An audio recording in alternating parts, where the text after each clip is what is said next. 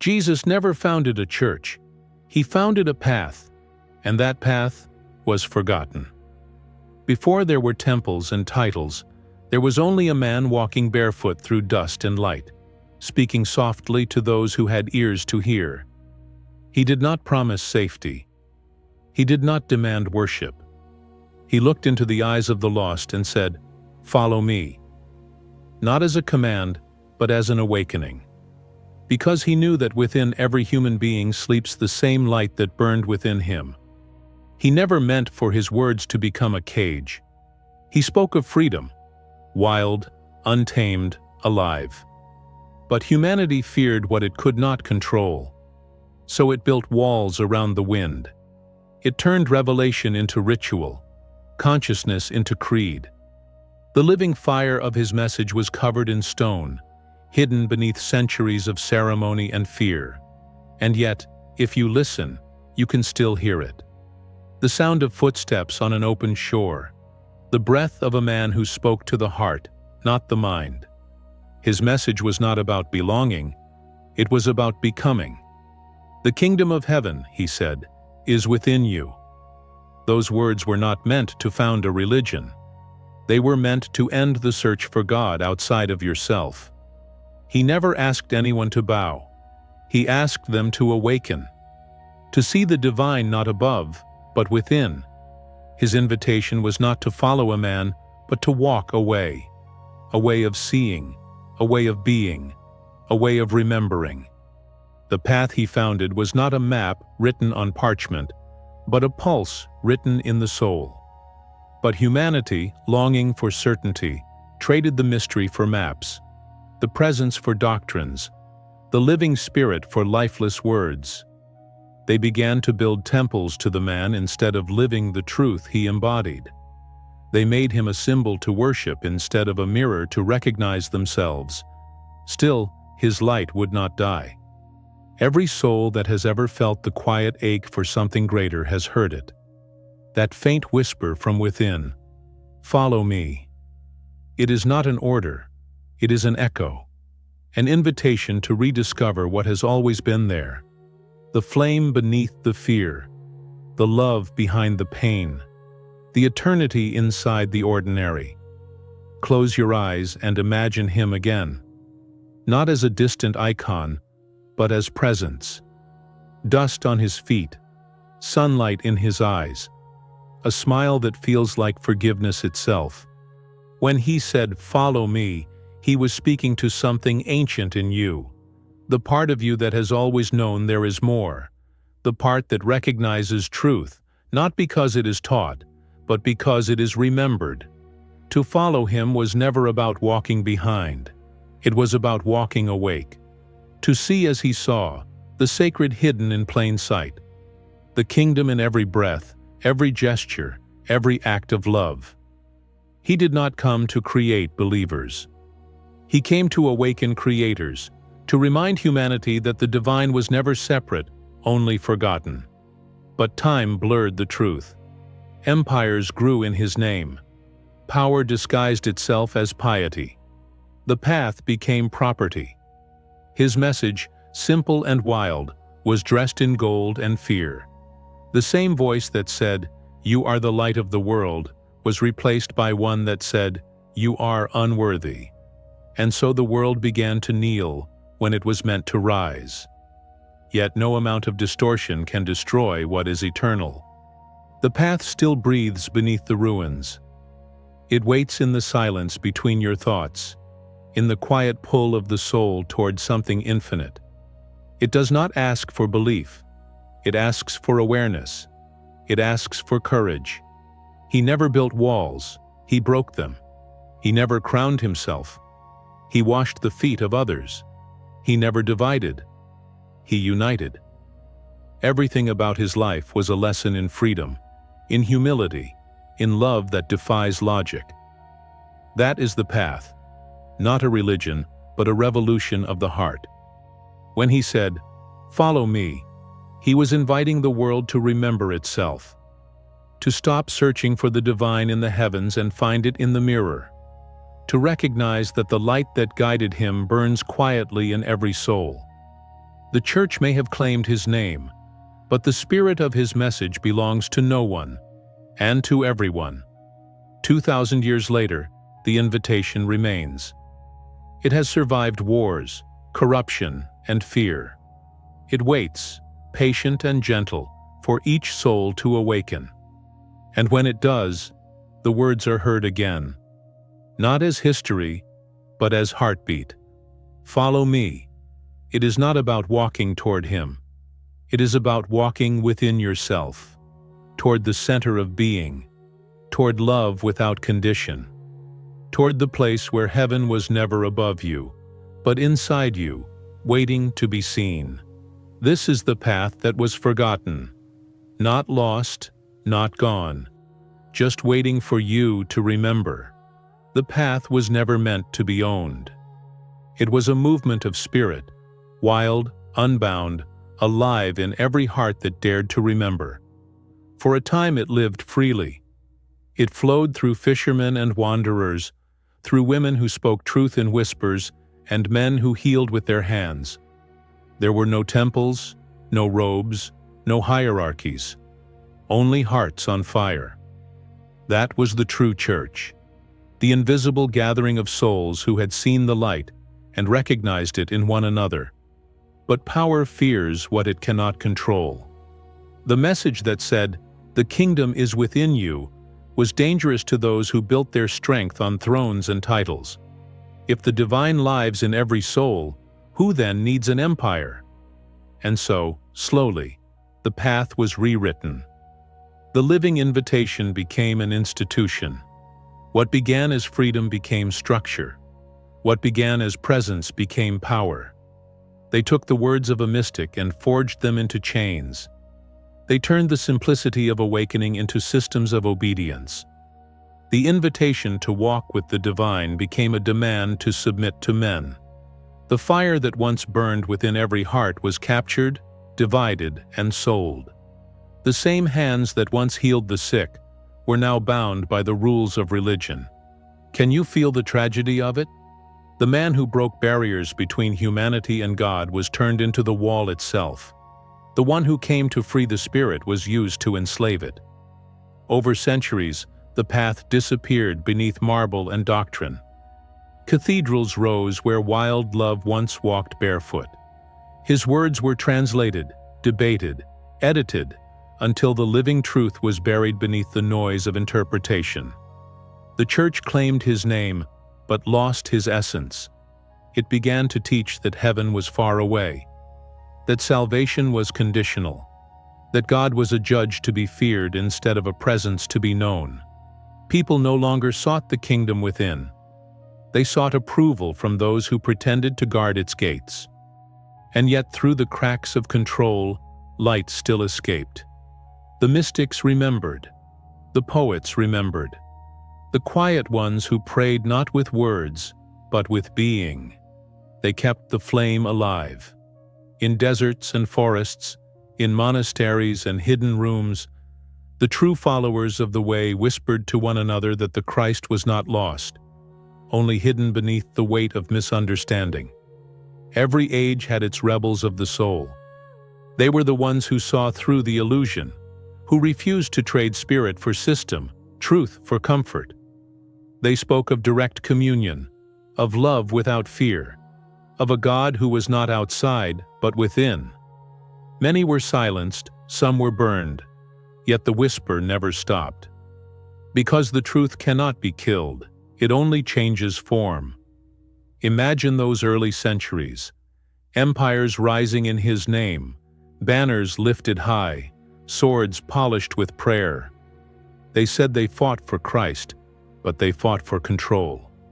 They built empires of stone when he had spoken only of hearts. They crowned kings in his name when he had worn a crown of thorns. They sold forgiveness as if love could be owned. They called themselves his church, but he had never built one.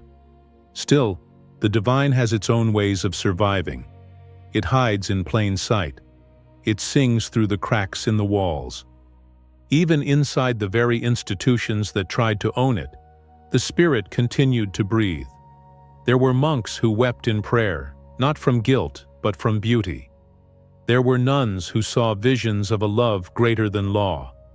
There were seekers who closed their eyes and found what the world had tried to erase. The living Christ, alive within them. For centuries, humanity walked in the shadow of its own forgetting. The path had been stolen, yes, but only on the surface. The true path can never be taken, because it was never outside to begin with. It lives in the silence of your being, waiting to be heard again. And now, after all this time, the same question returns. What does it mean to follow him?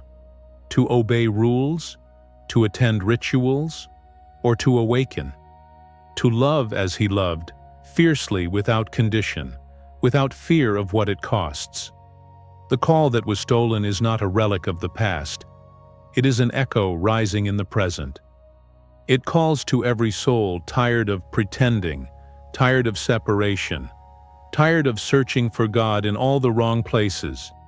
He once said, "The truth will set you free."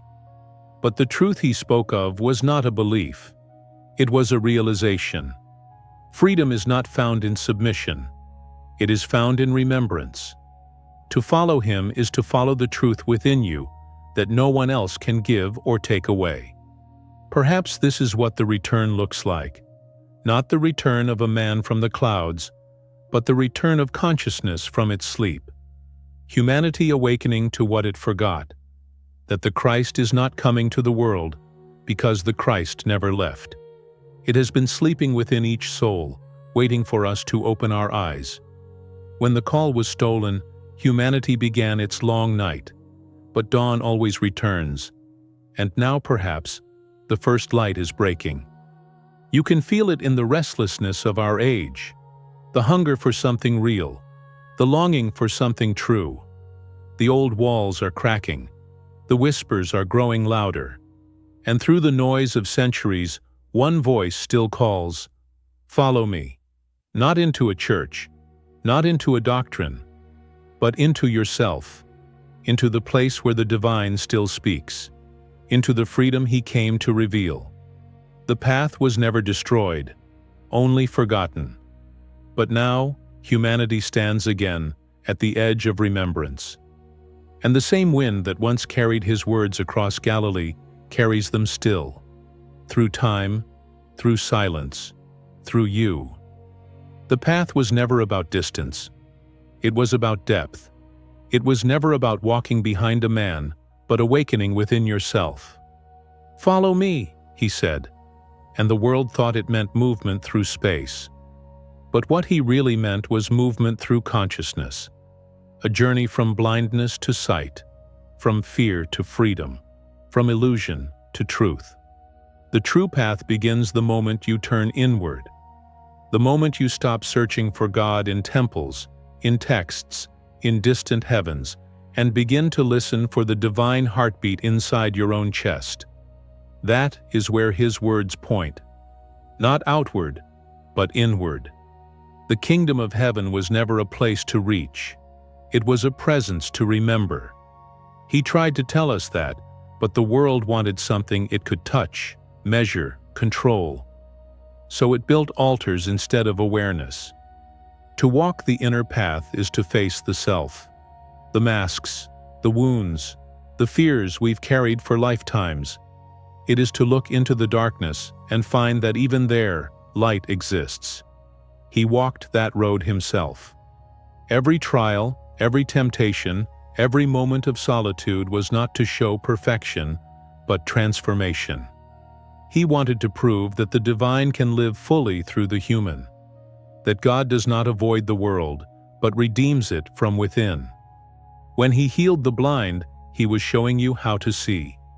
When he calmed the storm, he was revealing the power of peace over chaos. When he rose from the dead, he was teaching you that love cannot die. These were not displays of magic. They were metaphors of awakening. Each miracle was a mirror, and every word he spoke was a doorway into the same consciousness that lived through him. Following him, then, is not imitation. It is realization. You are not meant to copy his steps, but to discover the same source within yourself.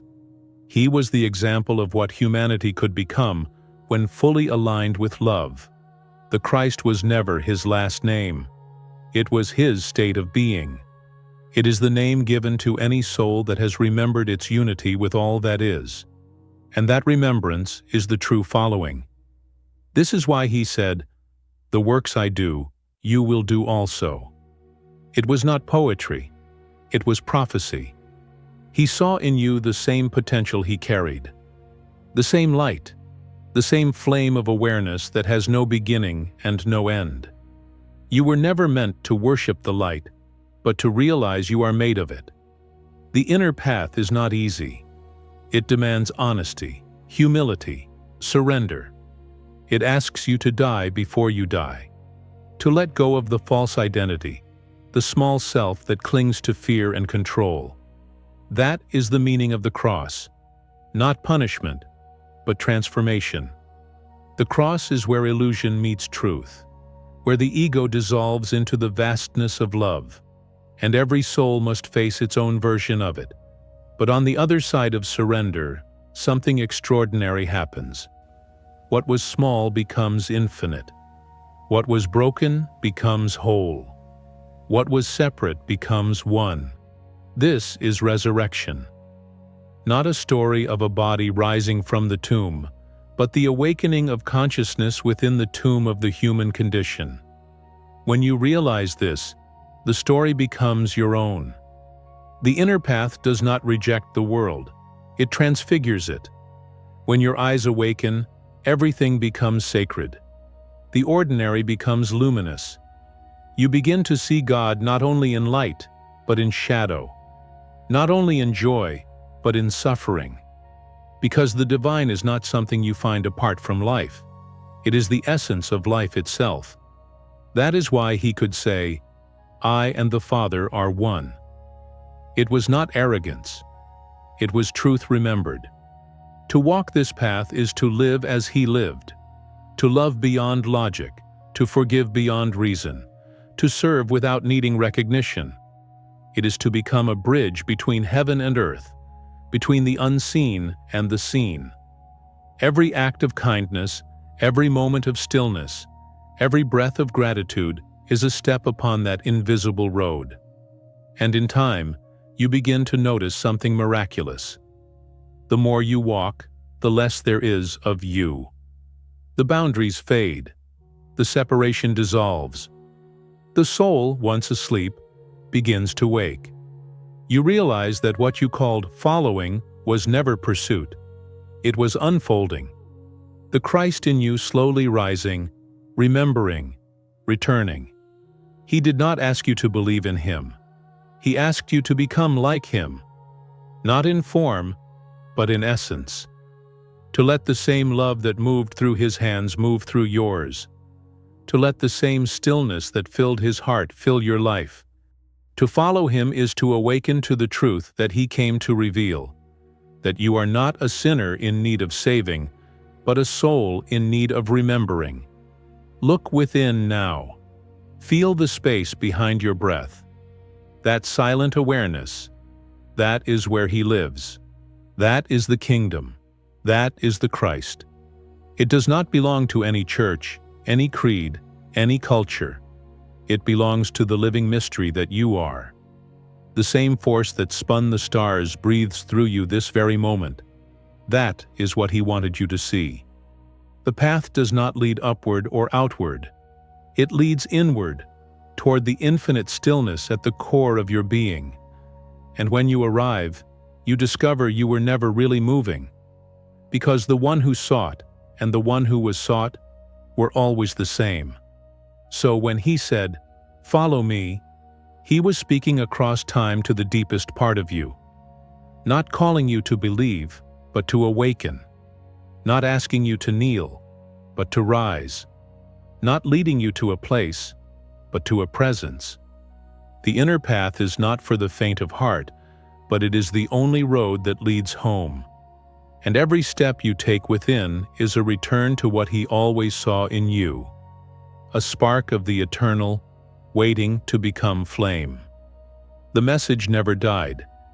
It only slept beneath the noise of centuries, waiting for humanity to grow quiet enough to hear again.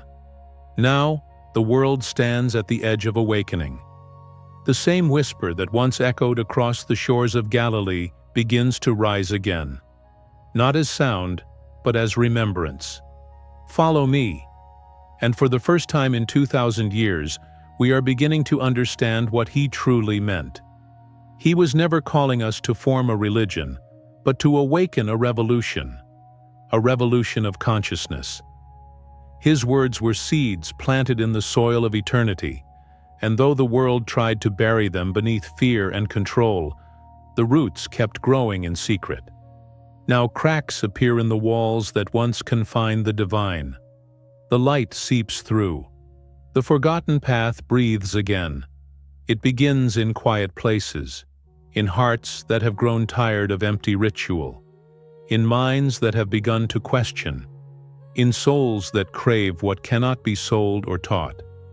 You can feel it, a gentle pull toward something pure, something timeless. The return is not loud. It does not arrive through prophecy or spectacle. It arrives through you, through every act of awareness, every choice to love instead of fear, every moment of stillness where truth is felt rather than spoken. The church may have built altars to his name, but the true altar was always the human heart. That is where the divine dwells. That is where the Christ rises again. Every time you forgive, the tomb opens. Every time you love without condition, the stone rolls away. Every time you see God in another soul, the resurrection happens anew. This is the second coming. Not the return of a man, but the awakening of the same consciousness within humanity. He said, "You are the light of the world." That was never metaphor. It was a mirror. The same light that shone through him burns in you now, waiting to be seen, waiting to be lived. To follow him is not to wait for his return, but to become his return. To let the same love that moved through his hands move through yours. To become a living continuation of his message. Look around, can you feel it? The old systems are crumbling. The structures built on fear no longer hold. Humanity is beginning to remember that what we called God was never apart from us. It was the breath in our lungs, the silence behind our thoughts, the infinite awareness looking through our eyes. The age of intermediaries is ending. The divine no longer wears a crown. It wears your face. And that is what he came to show. That heaven is not a reward for the dead, but the realization of the living. That the kingdom of God is not a distant realm, but a state of consciousness available now, here, in this very breath. He tried to tell us that the Father and the Son were never two. They were always one. The separation was the illusion. The unity was the truth. This is the return of the true message, that the divine is not to be worshipped, but awakened. That salvation is not escape, but embodiment. That the greatest miracle is not walking on water, but walking on earth with love in your heart. He never asked us to believe in him. He asked us to become like him, awake, free, luminous. The forgotten path has always led here, to this moment, to this remembering. It leads through your silence, through your courage, through your willingness to love even when it hurts. It leads you back to the same still point where he once stood and saw the world not as broken, but as holy. The return does not belong to any church, any prophet, any age. It belongs to every soul that dares to remember what it has always been. When enough of us awaken, the Christ walks the earth again, not as one, but as many. Not as a savior to be followed, but as a light to be shared. Humanity itself becomes the body of the divine, each person a cell of consciousness, each heart a flame in the eternal fire. Listen, can you hear it now? Beneath the noise, beneath the fear, beneath the stories we tell about what we think we are. It is there, calling softly, "Follow me." Not into belief, but into being. Not into heaven, but into wholeness. Not into me, but into you. The real you, the eternal you. The Christ within you that was never born and will never die. Heaven is not coming to the earth. Heaven is awakening through it. Through you. Through all who choose to remember that love is stronger than fear, truth deeper than doctrine, and light eternal beyond death. And so, the path he founded, the one that was buried, forgotten, rewritten, rises once again, not in temples of stone, but in temples of flesh, in the quiet awareness of souls who remember that divinity was never a destination. It was home all along. This is not the end of the story. It is the beginning of the return. The moment when the voice of the divine, long silenced by religion and fear, begins to speak again through the hearts of those who have found it within themselves. The voice does not shout. It whispers, "You were never lost. You were never unworthy. You were never separate. You are what you've been seeking. You are the light you were waiting for. You are the continuation of the path he began." And now, as the world turns toward a new dawn, the question returns once more. The same one that began everything. Will you follow? Not the man, not the church, but the truth that breathes within you. The path has never been gone. It was only waiting for you to remember.